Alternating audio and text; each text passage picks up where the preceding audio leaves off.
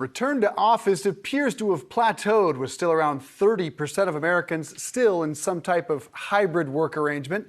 But even working from home has its drawbacks, or rather endless distractions. To escape them, some are returning to an office that's just happens to be in their backyard.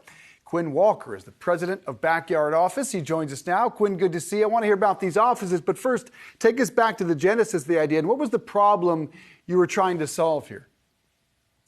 Yeah, well, it really comes from my brother. He was at home during the heat of the pandemic, and he had a lot of work to get done, and the little ones are running around the house because they're out of daycare. And he's like, man, I bet a whole bunch of other people have this same issue. And he called me up and he said, hey, do you want to start a company with me called Backyard Office? And I was like, sounds good to me. I was a web developer at the time. Threw up a website, and then sales just slowly started trickling in. So I love this. I'm a big fan of tiny homes. So this seems like a very natural evolution, especially with the pandemic. Talk about some of the features that you need, say, for the smallest sort of area needed to build one of these things versus, say, your most plush models. Yeah, so we build as small as 80 square feet, so 8 by 10. It fits a desk. It's a nice, secluded place to work. But a recent trend we've seen is people wanting to go bigger and bigger and use these things for Airbnbs. So we build all the way up to 1,100 square feet, really backyard living spaces where people can have their desk. They can have a full kitchen back there, really the whole executive setup. I want to return to just the office in and of itself. How much do they cost? What's the price range? And how do I build them? Do I have to be handy at all? Because most of us are like me and they are not. Yeah, so the cost range from around $35,000 to it can go as high as $150,000, just depending on how big you're going to go. Most of our units are under 200 square feet. Those units max out at around $45,000. And what really sets us apart is you don't have to do anything. We don't manufacture these. We build everything on site using residential construction techniques. And we'll start to finish do everything. Connect the electrical, hook you up with HVAC. So that day that we hand you the keys, there's nothing left for you to do except for get to work. So, Quinn, a couple of things. I wanted to ask about any sort of planning permissions that you need for this sort of thing. And where do you see the business going from here now that you've started with the sort of the tiny offices and, as you were saying, getting bigger and bigger? Yeah, so there's a unique carve out in the code in most municipalities, and it ranges from 120 to 200 square feet, where you don't need to go get full building permits. You just need the electrical permit. This allows us to start within a couple days of you signing, and then have it completed in 4 to 6 weeks.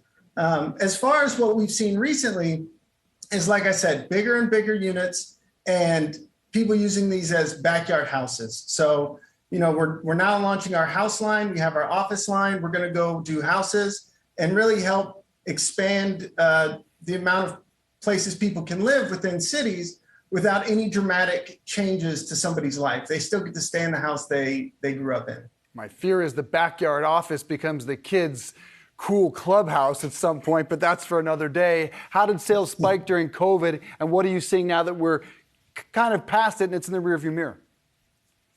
Well, sales have not let up at all, and it has not been our limiting factor for some time. Right now, we're really limited by how many contractors we can get, and then also hiring superintendents who are qualified. We're based out of Austin, Texas, and construction's just going wild around here. So that labor supply is our greatest constraint. And I was going to ask, obviously, with the price of lumber, at one point it was peaking. We're seeing that start to go down. What are some of the biggest input costs that go into making a backyard office? It's mostly labor. We definitely experienced some of that, lumber prices raising, and but that's a very small portion of the cost. When you're looking at the total cost of the building, our material account for roughly 35% of the total cost.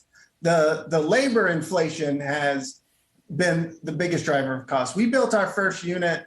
We sold it for $12,500. Now, that probably wasn't priced accurately back then, but that same unit now is going to cost you $40,000.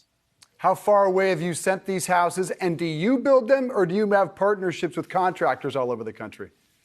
So we act as a general contractor, but we manage the site. We don't outsource that, but we do hire specialty trades that work on homes, right? And that's part of our quality guarantee is this thing going to be built like a house, not like a shed or something that came out of a manufacturer that's limited by shipping weight or how to get it in the backyard.